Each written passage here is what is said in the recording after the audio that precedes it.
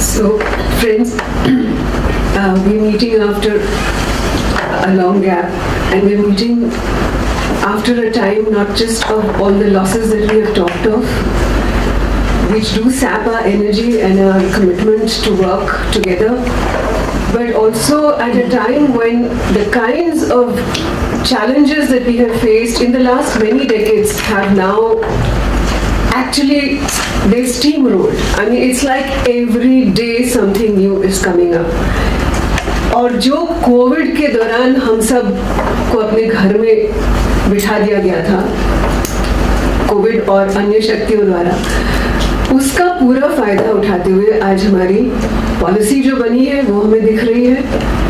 It's just, actually, it's killing anything like the right to education. We should be very clear about it. It's not opinions any longer. It's very clear. It's in black and white. But also what's happening after that. I mean, like I was just talking to one of us, that in the higher education sector in UGC, every day there is something which is dismantling our higher education. It's not just a small change, it's not just one ordinance, one diktat that goes to the university. वो जो अभी तक जिस तरह से सार्वजनिक उच्च शिक्षा को बहुत धीरे से पर कुछ दशकों में जिस तरह से स्थापित किया है, और जिस तरह से पिछले दशक में हमें दिखा कि पहली बार शायद वो एक कुछ समता का कहीं कहीं एक हमको दिख रहा है दृश्य कि if you look at our data even in 18-19 the All India Higher Education Survey, एक कोर्स में हम देखते हैं तो there are more women enrolled than men. You know, I mean, ऐसा पहले नहीं था कभी. और there are people, students from different kinds of backgrounds. तो एक not just कि वो है वहाँ पर एक इच्छा और एक जिस प्रति एक एजेंसी लोगों की, they are working towards it, the aspiration, the poorest, the most disadvantaged, thinks के higher education हमारा है, हमें मिलना चाहिए अच्छी गुणवत्ता वाला. और वो हायर एजुकेशन कैसे होगा जब स्कूल एजुकेशन नहीं होगा. तो आप जानते हैं कि हमने एक राइट टू एजुकेशन के लिए कितने साल, कितने दशक संघर्ष के बाद एक राइट आया. वो शायद मुझे आपको दोबारा याद दिलाना है, अपने सबको दोबारा याद दिलाने की जरूरत नहीं है. We have even seen during the right to education, the years when the constitution had been amended and the right actually came, we have seen the struggle during those years. कैसे shelve कर दिया गया, draft बना दिया गया, कह दिया गया states will make their own right, and then it came to the, so we've seen this. It's not easy to get a right, and we've seen कि जब right का draft ministry से निकल गया था, उसके बाद किस तरह के पूरी तरह से कोशिश हुई उसको टोटली स्टॉल करके एक अलग ड्राफ्ट सामने आ गया था प्लानिंग कमीशन की तरफ से. So we've seen this, that it's not been an easy journey, and getting a fundamental right has been like it's been इतने लोगों का, तभी मैंने कहा अकेले कोई ऐसी चीज होती नहीं है, संभव ही नहीं है, पर एक निष्ठा एंड उसके लिए आवाज, उसके लिए जमीनी काम. We know that.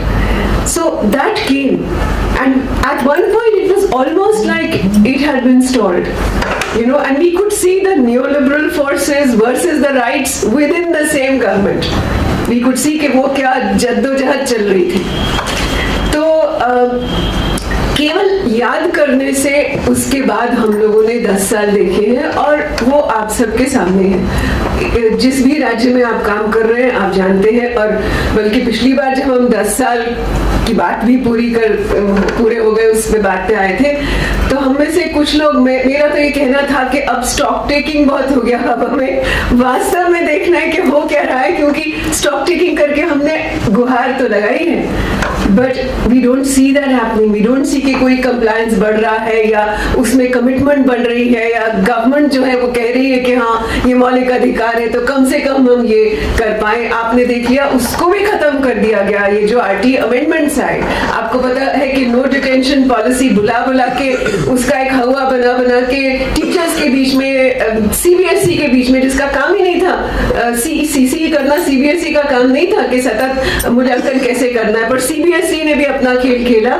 तो उसके प्रति एक उदासीनता, एंड टीचर्स देमसेल्व्स सेइंग, अभी जैसे साथी बात कर रहे थे, जब टीचर्स ही कहते हैं कि ये देखिए जब हम इनको फेल ही नहीं कर सकते तो क्या होगा. So what did we do? It means हम टीचर्स के बीच भी उस तरह की एक कमिटमेंट नहीं बना पाए. What is the meaning of this RT? And I keep telling friends, even today organisation, संगठन जिसके साथ हम काम करते हैं, बीजीएस के साथी जिन्होंने आरटी के लिए पूरी जद्दोजहद की, उनके साथ भी कि हम इसका एक पेज भी आरटी का क्या समझ पाए हैं गहराई से. Why did it say कि कोई एडमिशन नहीं, मिड के टाइम सिलेक्शन नहीं करना? ये किसी का मत नहीं है कि हाँ बहुत अच्छा मत है, वो किसी और का मत है. ये कोई मत पे आधारित नहीं था. ये बहुत गूढ़ प्रिंसिपल्स पे आधारित था. बहुत दुनिया भर की एक समझ शिक्षा को लेके, शिक्षा का मतलब क्या है, इसके प्रिंसिपल्स क्या है, सिलेक्शन से क्या होता है, सेंट्रलाइज्ड एग्जाम, बोर्ड एग्जाम का मतलब क्या होता है, क्यों उसको आपको एक बिल्कुल विकेंद्रित रूप से सतत मूल्यांकन करना है. पर सिस्टम न तो उसके प्रति उसकी निष्ठा थी. The system was not committed, nor was there an understanding in many cases, because our system runs in a certain way. तो हम उसके लिए थोड़ा सा एक जल्दी से कोई और निकाल देते हैं. जैसे अभी यूनिवर्सिटी में आ गया, दिल्ली यूनिवर्सिटी, अब एक कॉमन एंट्रेंस एग्जाम. हाँ, उसकी एक अहमियत हो सकती है, पर सिर्फ एक कॉमन एंट्रेंस एग्जाम एकदम ले आओ तो उसका भी क्या हश्र होता है. या सिर्फ कह दो कि कोविड के दौरान आपने देखा एग्जाम नहीं हुए, 100% 90 to 100% 70,000 स्टूडेंट्स को मिले. पहले 7,000 थे. तो मैंने ये पूछा कि कोई इम्तिहान नहीं हुआ, कोई पढ़ाई नहीं हुई, एकदम 70,000 को कैसे मिल गया बिटवीन 90 and 100%? तो हो क्या रहा है? और अगर हम इसके प्रति सचेत नहीं है, अगर हम इसके प्रति अपनी आवाज को बुलंद नहीं कर रहे, अपनी समझ बुलंद पहले तो, और फिर अपनी आवाज नहीं बुलंद कर रहे, क्योंकि unless we can shape opinions also. सिर्फ हम बात अगर करते हैं पार्लियामेंटेरियन से, तो वो बहुत एक छोटा सा हिस्सा है, उससे बहुत कुछ नहीं हो रहा. हम देख रहे हैं where should it come from? और इसलिए पार्लियामेंट भी बंद था, सब संस्थाएं बंद थी. एक नई नीति आ गई, उसकी एक एक लाइन में हमको दिख रहा है कि वो प्रहार है पूरी तरह. वो तो चुप्पी है और प्रहार है, खत्म. We will not focus on inputs. अब हम सिर्फ आउटकम्स की बात करें. एक पॉलिसी ये कह रही, एक पॉलिसी, दुनिया में कोई पॉलिसी ऐसी नहीं है जो कह सकती है that board exams will be made easier. कोई शिक्षाविद कभी ऐसे नहीं कहता कि मैं एग्जाम इजियर कर दूं. हम कहते हैं उसको हाँ क्रिएटिव कर दे, चैलेंजिंग कर दे, मीनिंगफुल कर दे, रेलेवेंट कर दे, नॉन थ्रेटनिंग कर दे. ऐसी कई चीजें हम कहते हैं शिक्षा में, हम इजियर कभी नहीं कहते. तो बहुत क्लियर पेडागोजी की एक लाइन आप उठा के मुझे दिखा दीजिए, कोई पेडागोजी की समझ नहीं है उस पॉलिसी में, पर एक पॉलिसी है. और तो हर जहां कुछ कहना है कह दिया कि मैथमेटिक्स में. अभी मैं एक मैथमेटिक्स का एक वेबिनार हो रहा था कि मैथमेटिक्स के बारे में क्या कहती है. एक लाइन कहती है, पर वो इतनी गहरी लाइन है. 4.25 इस पॉलिसी में, one line only, and it looks as if nothing is being said.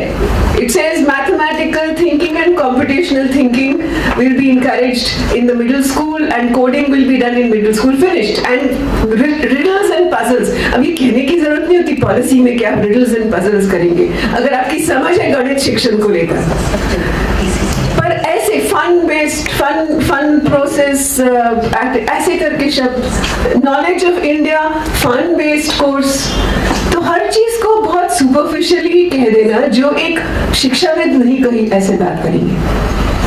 मगर उस एक लाइन में जो मैथमेटिक्स की बात है, मैंने अभी कुछ रिसर्चर्स थे देश भर के टीचर, मैथमेटिक्स टीचर, मैंने कहा कि मुझे हैरानगी हुई ये पढ़ के कि 2019 में पॉलिसी के ड्राफ्ट के आने से भी पहले मैंने एक इंटरनेशनल फोरम पे, क्योंकि मैं वहाँ उनकी ईसी में थी, 2 ऐसे इंटरनेशनल फोरम्स मैथमेटिक्स एजुकेशन, मैंने ये लिखा था. तो मैंने जब उसको पढ़ा, मैंने लिखा था कि OECD ने जो अब चेंज लाने वाले हैं वो maths competencies, maths test age 15 पे वो करते हैं, गणित का टेस्टिंग, जिसमें वो कहते हैं कि हम जिंदगी के लिए मैथमेटिक्स लिटरेसी बुलाते हैं, मैथमेटिक्स नहीं बुलाते.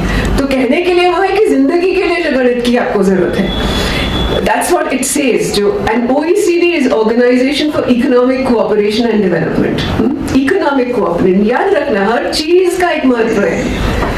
और वो जो एक इंटरनेशनल टेस्ट करते हैं जिसमें इंडिया 2021 में आने वाला था, अब 2022 में अगर होगा तो इंडिया का पहला कदम, इससे पहले जब राइट टू एजुकेशन बन रहा था 2009 में, तब हमने देखा था कि इंडिया को कहा जा रहा था कि आप इस टेस्ट में एंटर कीजिए, इंटरनेशनल टेस्ट में। क्यों? क्योंकि आपको पता चलेगा कि आपकी गुणवत्ता कहाँ है और उसके लिए क्या करना है।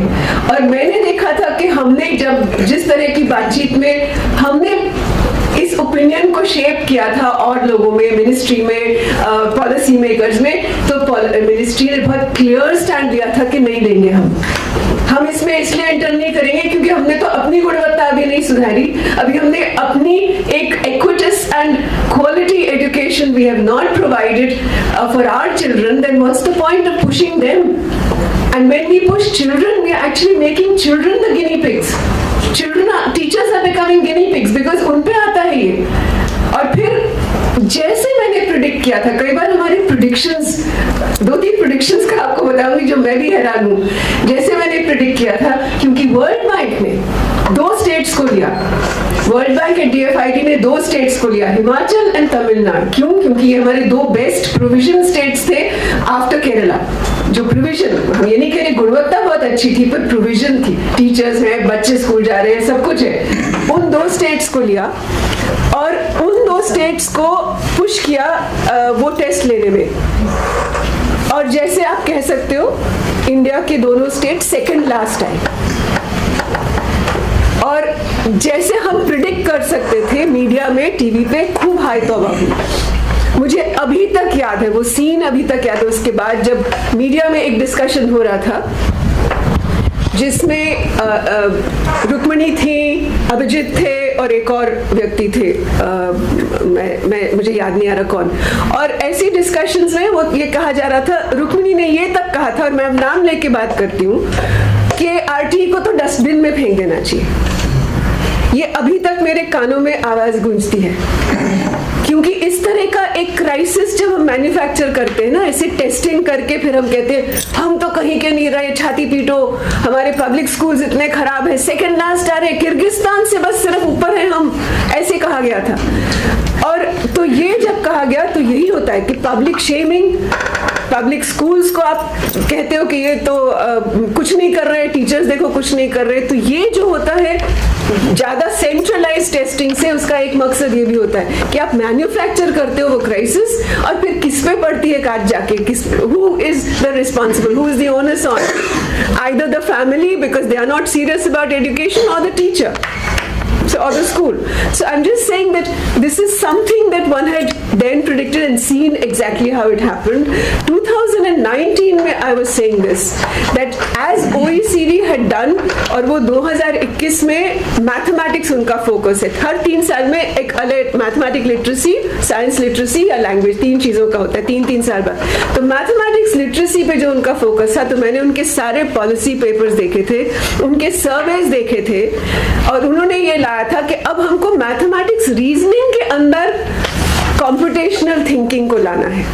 और कंप्यूटेशनल थिंकिंग मतलब सिस्टम्स थिंकिंग, आर्टिफिशियल इंटेलिजेंस, ये वो ऐसी तरह की चीजें, कोडिंग, तो ये हम अब मैथ्स के अंदर लाएंगे।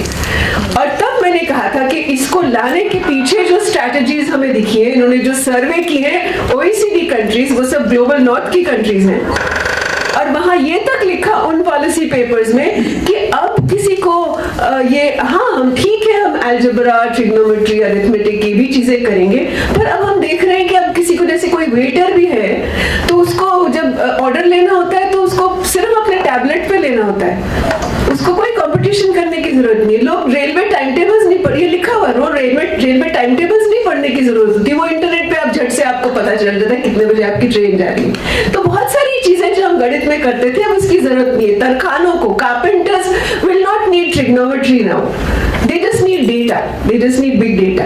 ऐसी चीजें उनके पॉलिसी पेपर्स में लिखी हुई। तो ये मैं कह रही हूँ कि उस टाइम से ही हमने ये शोर करना शुरू किया था, जहाँ जहाँ जिन इंटरनेशनल संस्थाओं में कहीं एक डिसीजन मेकिंग बॉडी थी, कि हमें इसका देखना है कि ये किस तरह से हमारी कंट्रीज की तरह, जो हमारे कंट्रीज में हमारे कारपेंटर्स जो एल्गोरिथम्स यूज करते हैं, वो चाहे ट्रिग्नोमेट्री नहीं है पर वो अपने एल्गोरिथम्स करते हैं, हम ना समझते हो वो करते हैं। एक कारपेंटर को कहें कि ऐसा टेबल बनाना है, तो वो कारपेंटर हमको झट से बता सकते हैं कि पेड़ के इतने वॉल्यूम से हमको कितना चाहिए होगा ये टेबल बनाने के लिए, जो आप और मैं नहीं कर सकते, वो भी एल्गोरिथमिक है। पर मैंने कहा कि उस सब को नजरअंदाज करते हुए अब इंटरनेशनल लेवल पे ये कहा जा रहा है कि अब रेलवे टाइम टेबल कोई पढ़ता नहीं है, ये कोई पढ़ता नहीं, कोई वेटर ऑर्डर ऐसे नहीं लेता, इसलिए मैथमेटिक्स को बदलिए। कहने का ये मतलब है कि ये अब हमारी जो एक लाइन हमारे पॉलिसी में आ गई है, उसने मैथ्स के बारे में कुछ नहीं कहा, उसने कहा कोडिंग शुरू करिए एलिमेंट्री स्कूल्स में। मतलब मजाक है ये। तो इसलिए आपको पता है कि पॉलिसी के कहने से पहले आपके टीवी पे एड्स आने शुरू हो गए कि छोटे से बच्चे को, 3 साल के बच्चे को कोडिंग करवा लीजिए, 4 साल के बच्चे को कोडिंग करा लीजिए। तो आपको पता है कि इसके पीछे क्या फोर्सेस है। केवल एक लाइन हमें शायद हम ध्यान भी नहीं दिया, आप लोगों ने पढ़ा भी होगा, हाँ ठीक है अच्छी बात है, कॉम्पिटिशनल थिंकिंग, उसके पीछे क्या मकसद है और कौन से फोर्सेस हैं उनको बस जानना है। और ये फोर्सेस मैंने कहा कि आज हर रोज हमारी पॉलिसी के अंदर जो चीज नहीं है उसको भी, अब जैसे ऑनलाइन आप देख रहे हैं, क्या हुआ ऑनलाइन एजुकेशन, मतलब 2 साल तक ऑनलाइन एजुकेशन, स्कूल तक झांका नहीं जाके एक सिस्टम ने, बच्चे को पूछा नहीं मिड डे मील कहाँ गया बच्चे का। चाहे कितने ऐसे डिस्ट्रिक्ट्स में कितने ऐसे टाइम थे, ऐसे महीने थे जब नहीं कोविड था, पर किसी ने जिम्मेदारी नहीं समझी। जबकि कर्नाटका में एक डिवीजन में उन्होंने 35,000 कम्युनिटी स्कूल्स चलाए, कमिश्नर और टीचर्स, बीजीवीएस के भी टीचर्स थे और टीचर्स थे जो इसके प्रति, जिन्होंने कहा नहीं there is nothing like online, we are responsible for our children. तो उन्होंने अपने सिस्टम को, अपने ऑफिशियल्स को कन्विंस किया कि हमें ये चलाना है और चलाया। तो मैं ये कह रही हूँ कि कैसे होने दिया, हाउ वाज एवरीवन क्वाइट कि कोई बात नहीं, बहुत अच्छी बात है ऑनलाइन तो किसी के लिए भी अच्छा नहीं, जो बिल्कुल संपन्न घर में भी लोग बैठे हैं उसके लिए भी ऑनलाइन, मतलब शिक्षा है ही नहीं, ऑनलाइन शिक्षा का मतलब ही नहीं है। वो कुछ थोड़ी सी आपको किसी को याद दिला दिया, कोई कोचिंग थोड़ी सी कुछ ये हो गई, that's not education, but we have allowed it, we have seen and now. अब देखिए क्या पॉलिसी कह रही है, अब जहां जाइए लोग कह रहे हैं हमको तो हाइब्रिड मोड के लिए तैयार होना है। आप यूनिवर्सिटी में जाइए, यूनिवर्सिटी ने तो मजाक ही बना दिया।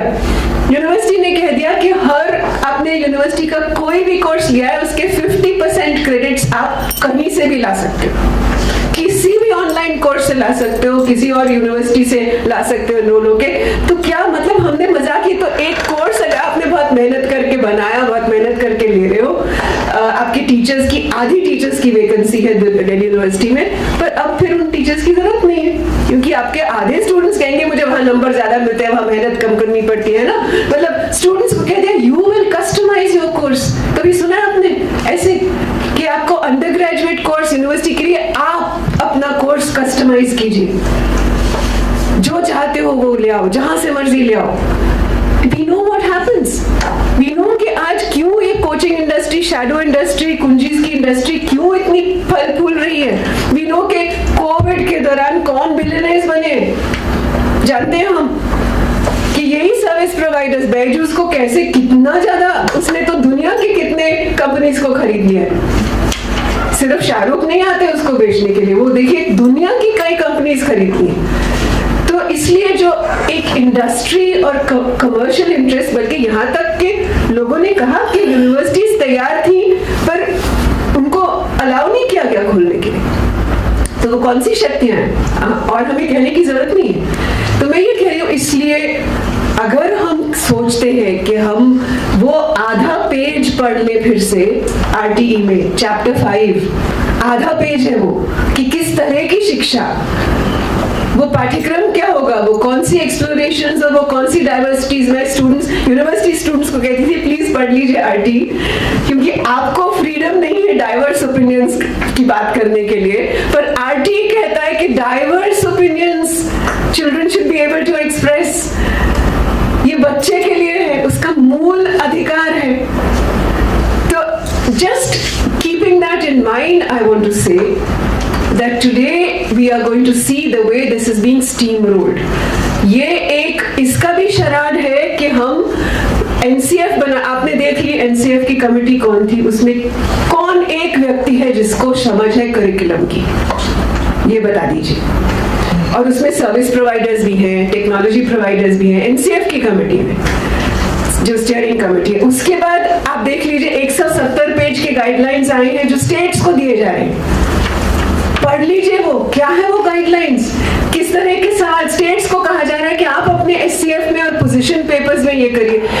मुझसे जब किसी स्टेट ने पूछा, मैंने कहा कोई जरूरत ही नहीं है स्टेट्स को 25 पोजीशन पेपर्स बनाने की, क्या मतलब है इसका, क्यों हम इतना टाइम इसमें लगाए, इतनी लोग कहाँ से नेशनल लेवल पे बनाने के लिए इतनी जद्दोजहद हुई थी, सारे देश से लोग आए थे और 25 पेपर्स बने, मैंने खुद लिखे और मैं बहुत खुश नहीं थी क्योंकि वो बहुत एकेडमिक रूप से लिखे। वो ठीक है हमारे पीएचडी के स्टूडेंट्स और बीएड के स्टूडेंट्स पढ़ते हैं पर आम कहीं तक वो नहीं पहुंचे, तो मैंने खुद का एक बार लिख दिए गए। कोई बहुत विजन में मतलब जेंडर का क्या रोल है उसमें, कोई हर स्टेट में कुछ अलग नहीं है, जो करना है वो स्टेट के करिकुलम में लाएं, उसमें समय बिताएं। आप जो करिकुलम बना रहे हो, जो टेक्स्ट बुक्स बना रहे हो, जो टीचर्स का ओरिएंटेशन कर रहे हो, उसमें समय बिताइए। 25 तो उन्होंने डाइट्स को दे दिया, डाइट्स बना रहे।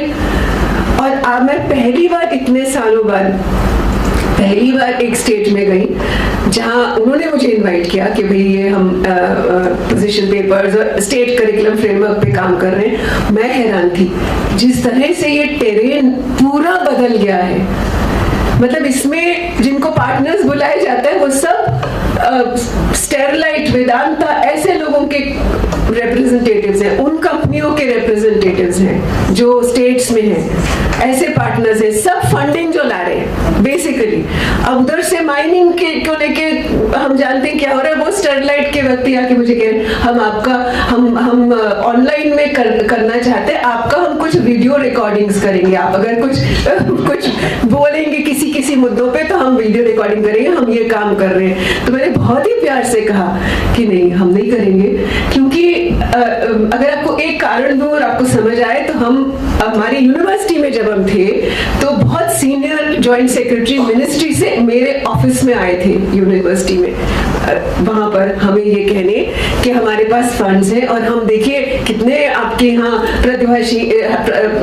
प्रतिभाशाली लोग हैं, कृष्ण कुमार हैं, आप हैं, पूनम बत्रा हैं, ये हैं, हम आप लोगों के लेक्चर्स रिकॉर्ड करना चाहते हैं और फिर डाइट्स में हम यूज करना चाहते हैं क्योंकि आपको मालूम है टीचर एजुकेटर्स की कमी है। तो मैंने बहुत ही प्यार से कहा था नहीं बिल्कुल नहीं, हम ये नहीं करना चाहेंगे, क्योंकि आप वहां प्रोग्राम कीजिए, हम आएंगे और आप वहां अच्छे बनाइए, टीचर एजुकेटर्स लाइए। टीचर एजुकेशन बहुत कमजोर है देश भर में, सब प्राइवेट हाथों में है, जितने बीएड कॉलेजेस हैं जितने ये हैं, आप बनाइए, हम आपकी का पूरा साथ कर देंगे। पर आप यहाँ किसी का लेक्चर करके वहां चलाएंगे, हम इसके प्रति हमारी कोई ना रुचि है, nor are we committed to this. So I'm just saying but these are the kind of people, they are all funding, they are CSR, वो कॉर्पोरेट के लोग आए हुए हैं, वो करिकुलम फ्रेमवर्क में पार्टनर्स बने हुए हैं। I was surprised, मतलब 10 साल बाद ये जो एकदम चेंज मुझे दिखा है, मैं तक हैरान हूँ। आप लोग स्टेट्स में देख ही रहे होंगे क्या हो रहा है। So इसलिए what is now our challenge? I mean, I clearly want to say that one, ये गहराई की समझ, ये जैसे अभी आपने कहा, I was talking कि हम बच्चों का कोविड के बाद क्या करें, कोविड में क्या हुआ है, हम इसको जैसे हम लर्निंग आउटकम का शब्द नहीं इस्तेमाल करते, हम लर्निंग लॉस का शब्द नहीं इस्तेमाल करते। ये वही एक ही पैराडाइम का शब्द है कि उसी बच्चे के अंदर या तो आउटकम आ जाएगा या लॉस उसके अंदर से निकल आएगा, उस बच्चे की कोई रिस्पॉन्सिबिलिटी नहीं है। डेप्रिवेशन है, लर्निंग डेप्रिवेशन है, बहुत तरह से सिस्टमिक जो हमारी हमने नहीं उन बच्चों के प्रति जो करना चाहिए था, तो what is it, that is crucial. ये 2-3 साल कम से कम लगने वाले हैं कि स्कूल में भी कहीं एक तरह का वो समझ आए। तो अगर ये हावी हो गया करिकुलम ही और हावी हो गया कि ये कंप्लीट करना है, ये करना है, टीचर्स पे हो गया, तो फिर ये बच्चे निकल जाएंगे। कुछ मतलब आप जानते नेक्स्ट टेस्ट होगा, कोई एक नेशनल टेस्टिंग होगी और कहा जाएगा कि ये तो इनको स्किल्स में डालो। दिल्ली यूनिवर्सिटी, दिल्ली गवर्नमेंट इस कोविड के दौरान मैंने कुछ बच्चों के साथ संघर्ष किया जिनको कंपार्टमेंट आई थी, और अक्सर आप देखेंगे मैथ्स में कंपार्टमेंट आती क्योंकि मैथ्स टीचर नहीं था। मैथ्स में कंपार्टमेंट आई, प्रिंसिपल ने कह दिया ज्वाइन नेशनल ओपन स्कूल। अरे सीबीएसई में आपको चांस है कंपार्टमेंट क्लियर करने का, नहीं, कह दिया ज्वाइन ओपन स्कूल। वो बेचारी बच्ची 1 साल बाद इधर उधर पास होके वापस आई, कोविड के दौरान स्कूल बंद, एप्लीकेशन दी कि मुझे अब 11वीं में एडमिशन दीजिए, उसको नहीं दिया। स्कूल खुल गया, उसको नहीं दिया। Literally, I mean, we had to fight because at the highest level they said nahi, now she can't get admission. So छटाई बच्चों की लेफ्ट राइट हो रही है, हमको दिख नहीं रही, thousands में। Even a government which claims to be doing education revolution, Delhi, आप सुनेंगे देश भर में वो रेवोल्यूशन कहते हैं, उससे कम शब्द नहीं इस्तेमाल करते। वो ये रेवोल्यूशन है कि छांट दो, क्लास 3 में छांट दो। एक कोर्ट केस चल रहा है कि वो उनको अलग न्यू रीडर्स बुला देते हैं, अलग अलग नाम देके अलग सेक्शन बना देते हैं। That is discrimination, that is not allowed by a child's right. We have kept quiet, हमने कभी शोर मचाया, कोई एक्शन लिया? हमने दिल्ली में बैठे हैं हम। Did we ever also file a case that these children are being physically discriminated against, being put in a different, इनका एग्जाम डिफरेंट होता है, इनका एग्जाम कहता है ये प्रतिभा, इनका एग्जाम कहता है निष्ठा, there's a different question paper. So we have not done that. So I'm just saying that please let us recognize that thousands of children, under the name of COVID, under the name of loss, under the name of learning outcomes, under the name of anything, जैसे कि universities में हो रहा है अब open में ही रहिए, कोई सवाल नहीं यूनिवर्सिटी आने की, अब ओपन ही करते रहिए। इनको भी कहा हाँ आप ओपन ऑनलाइन कर लीजिए, आप नेशनल ओपन स्कूल कर लीजिए। नेशनल ओपन स्कूल एक बहुत अच्छा शॉर्टकट बन गया है कई संस्थाओं के लिए, लो कॉस्ट प्राइवेट स्कूल्स के लिए, एकल विद्यालय के लिए, ऐसे तमाम लोगों के लिए जिनके पास, जो बोर्ड से एफिलिएट होना ही नहीं चाहते। So we know what is happening there. So what is it that we want to do? मुझे ये भी कहना है कि एक संगठन, मैं जानती हूँ कि संगठन में कई तरह के सवाल उठते हैं, कैसे करें, कई इस तरह के, अभी क्योंकि आपको मालूम है या नहीं मालूम, CSD के साथ जो एक कमेटी बनी थी कि अब RTF के लिए आगे क्या करना चाहिए, जो कुछ काम हो रहा है और आगे के विजन में किस तरह करना चाहिए, क्योंकि CSD एक घर है जहाँ पर वो प्रोजेक्ट्स हैं और जहाँ पर एक सेक्रेटेरिएट बैठता है। तो मुझे केवल इतना कहना है कि इस अब ये जो फोरम है, इसकी कई बार ये सवाल उठे कि कौन है, नेशनल काउंसिल है या नहीं, इसकी स्ट्रक्चर क्या है। कई बार CSD को लगा कि हमें तो पता ही नहीं, इतना इनफॉर्मली थोड़ी चल सकता है कि हम किसी भी संस्था को CSD में कह दें हाँ आप प्रोजेक्ट्स करो। कौन है उनके कन्वीनर, हमको कहा कि आप सर्च कमेटी हो, आप लोग कन्वीनर, तो बहुत क्लियरली पहले दिन से मेरे था ये CSD का काम नहीं है, ये CSD का बिल्कुल काम नहीं है कि कन्वीनर कौन है। हाँ, प्रोजेक्ट्स की जिम्मेदारी है, उन पे साइन करना है, उनकी फंडिंग है, तो प्रोजेक्ट के लिए कोई कोऑर्डिनेटर, जैसे सच सुझाया भी सीमा ने और लोगों ने कि ऐसे एक संस्था का एक रूप होगा, पर RT का अपना एक फोरम है और RT की कुछ प्रक्रिया है, वो ढीली हो सकती है, वो हो सकता है कि परेशान थे लोग, जो भी है, पर मुझे लगता है अब थोड़ा और इसमें समझ बनाना कि RT क्या, फोरम क्या, किस तरह से अपने आप को और स्ट्रॉन्ग बना सकता है।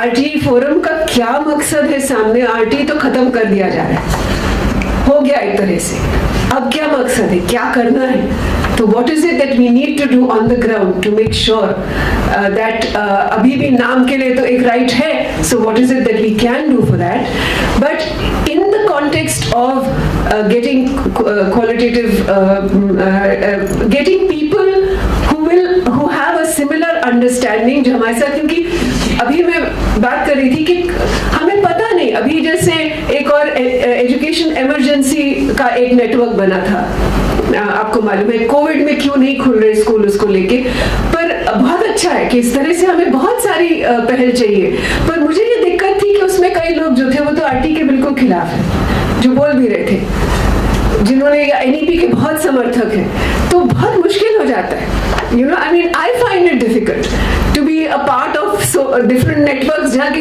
बेसिक एक जो समझ है वो सही एक जैसी है कि नहीं, तो वो साझी समझ कैसे हमारे में, अपने आप में, अपने आगे जितने लोगों से आपके संपर्क है उनमें एक साझी समझ बनाना आजकल बहुत मुश्किल है, क्योंकि जैसे मैंने कहा एक स्टेट में भी जाओ तो उसमें कितनी अलग अलग समझ और अलग प्रक्रियाएं वी आर सीइंग.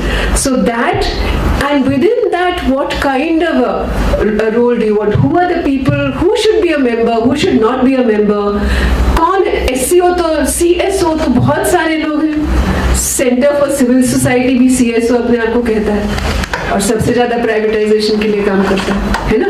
तो who is that?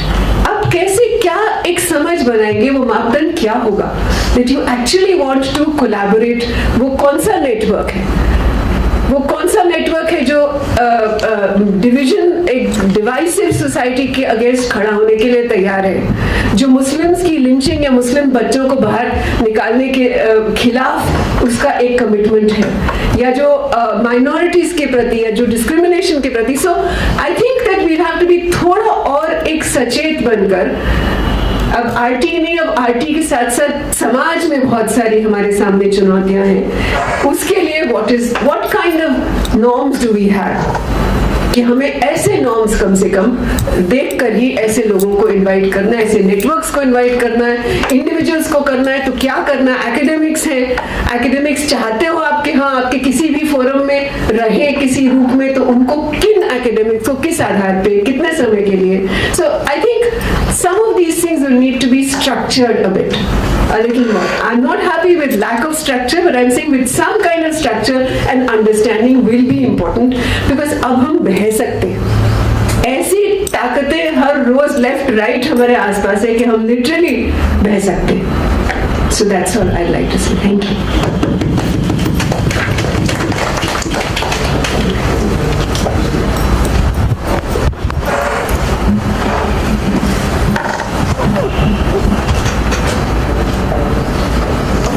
Thank you, Professor Anita Rampalji, and she has really given us a insight that how many forces in whatever ways and however ways they are actually trying and wanting to dismantle the right to education of children in our country.